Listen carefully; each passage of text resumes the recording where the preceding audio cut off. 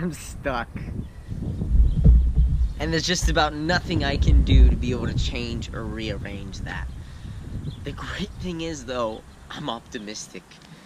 And I have ways to be able to do things because there's always a way out.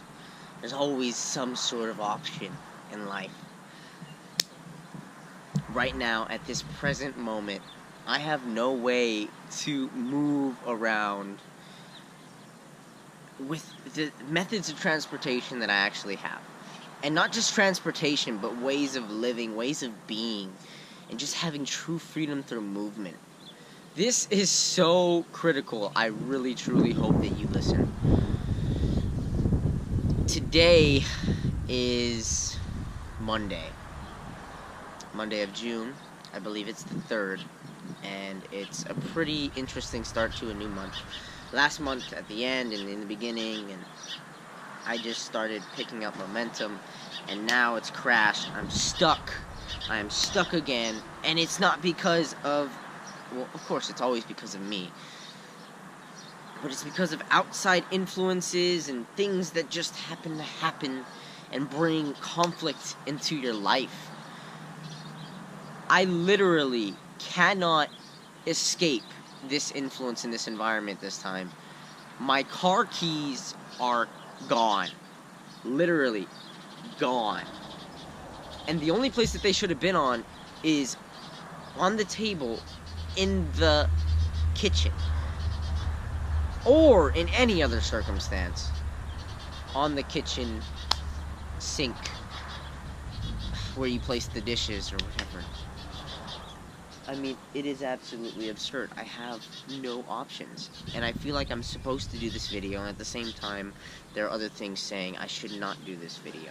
Because there have been expectations of others, willful expectations, that solicit my being, my existence, simply because I have hope. Simply because I have a calling for a greater answer, a greater cause, and I want to be able to improve and share that with others. I don't think I lost the keys, and I can't prove it. But the fact of the matter is, I am isolated in this place that I do not want to be. It's all because I sought fun. I sought some sort of temptation that I lured myself into by wanting to play a board game. I wanted to come home and play a board game just to be able to have some fun with my friend, my roommate, who happens to live at this house with me. And in doing so, I ended up staying the night, and the next day, my set of keys was gone. So, now I'm in a position where I have no way to be able to move around. I had to borrow my brother's skateboard, and I used it, and I went and did my work, and then I ended up being like, oh man, you know, one small thing throughout your day can end up ruining not just the entirety of a conversation with somebody or any sort of engagement or connection. It can also ruin the entirety of your day. And it's really interesting to think that something so small, something so minimal could devastate, you know, maybe even not just the day, but the weeks to come. And the fact of the matter is, you know, if you're in a position where one small incident ends up ruining your life, you need to step up and just stand tall. Realize that, you know, me losing my ability to use a car doesn't determine my life. Me having my car towed tomorrow because I can't move it is a very critical problem. And there's always a solution that you can be able to find for some things like this. But in my situation, you know, I'm just stuck. I'm stuck. My bike is at my dad's house. My father, if I were to call him, sure, he could maybe come through and be able to help me out in this situation, but, you know, he's always busy, he's always working, and you know, there's hardly any food on the table, too. So I just, I'm very isolated, and I have nowhere to go. And I can't skateboard out of here because of my physical conditions. It's just not possible. I like to be optimistic and think it's possible, but it's not. There's no way I can walk. I won't catch a ride. You know, it's just, I don't have the money for gas or getting a tow truck or anything. I'm just so isolated and there's no other options. So when you come into a place where you have no options in your life, it kind of wreaks havoc, not just on your day, but the future. And the outcome of where you feel like you should be, you feel like you should never be in this place again.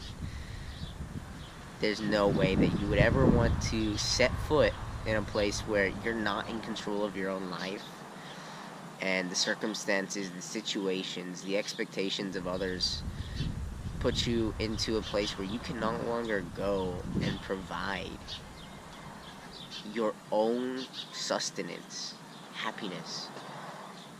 For somebody to take that away from you, it is extremely devastating.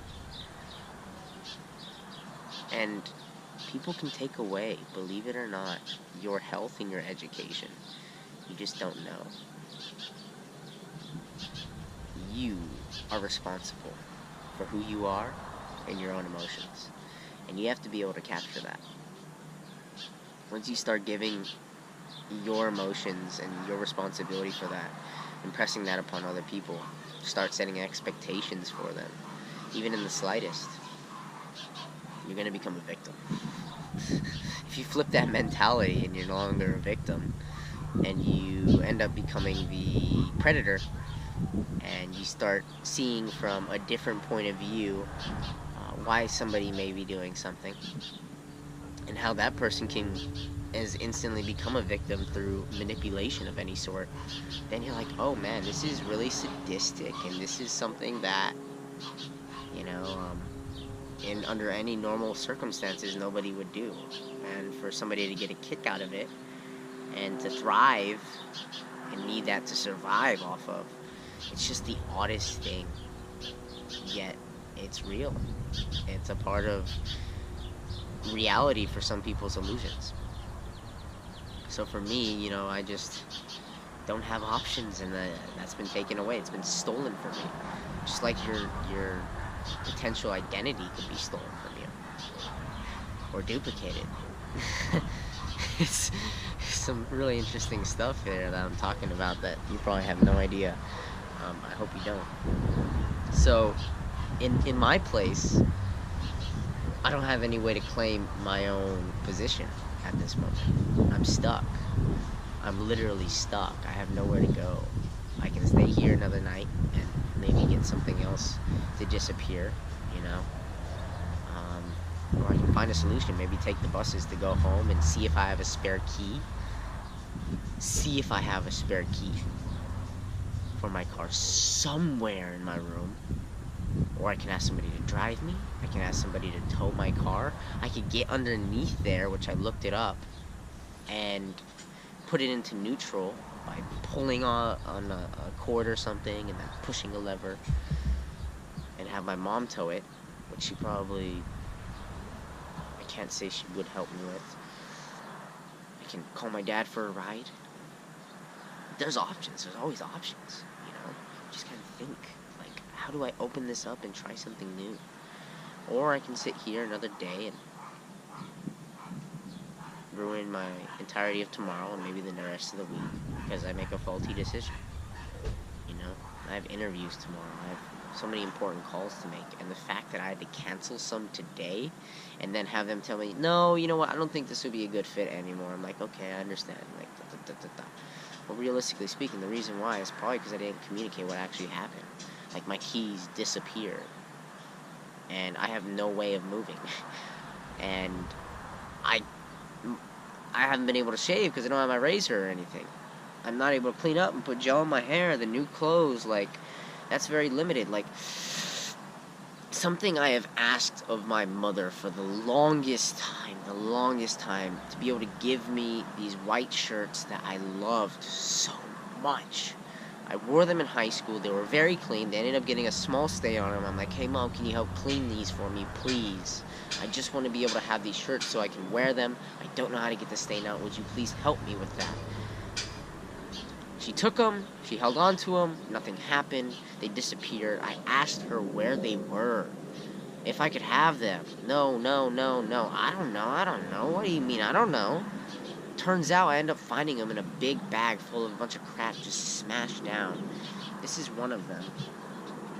And this shirt is nasty. A Japanese shirt my dad gave me. There's a nasty stain on it. It's like it was used as a rack. Same with this one.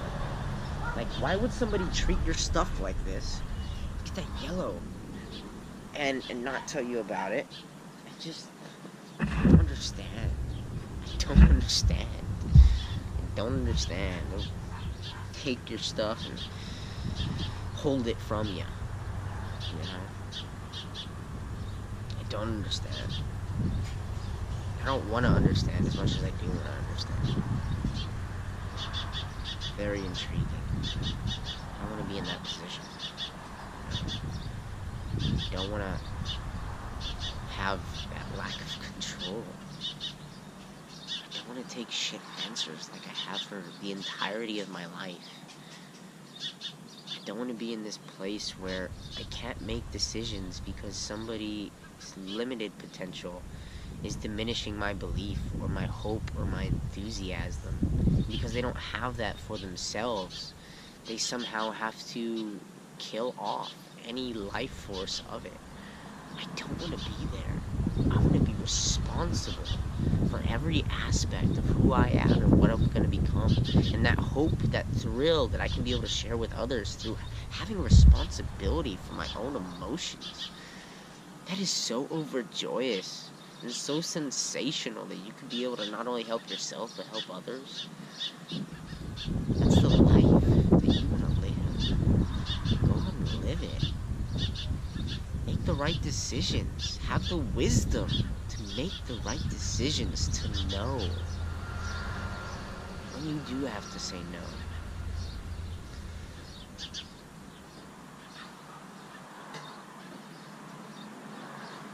Your safety, your happiness, everything you have. It's not somebody else's responsibility to take care of you. Even if you have parents, you are the only one you're responsible for. And if you start having accountability for other people, you're not taking care of yourself enough to be able to help serve them, and there's a little conflict and trouble there. You're responsible for who you are, and who you want to be. Come the time that you can see how you're going to do that, and step into embodying that truth.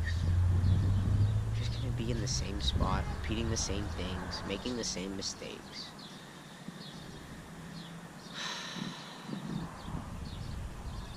Until the day you erase and move forward.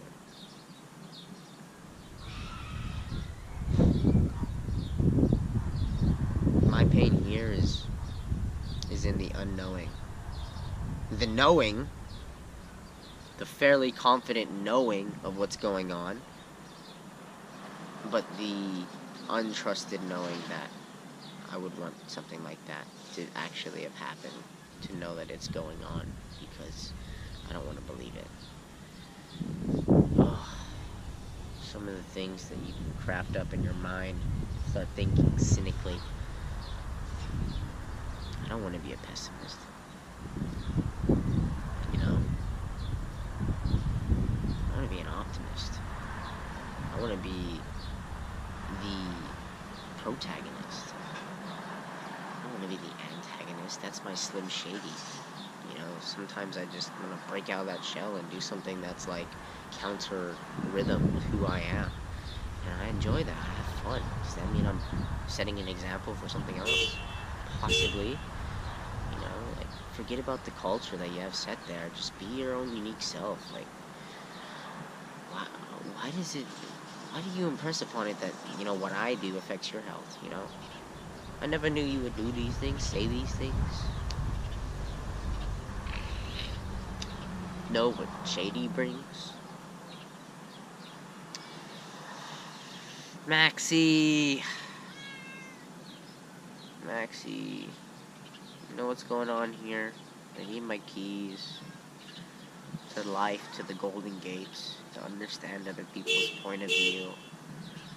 Not give a shit about it, but also give equally a shit about it. That balance. How am I gonna support you? Well, first, I gotta support myself. And find a way, the gateway to my own health and wealth, and get out of this hole that I keep hopping into, or slipping into. Just stay away from the gaping hole.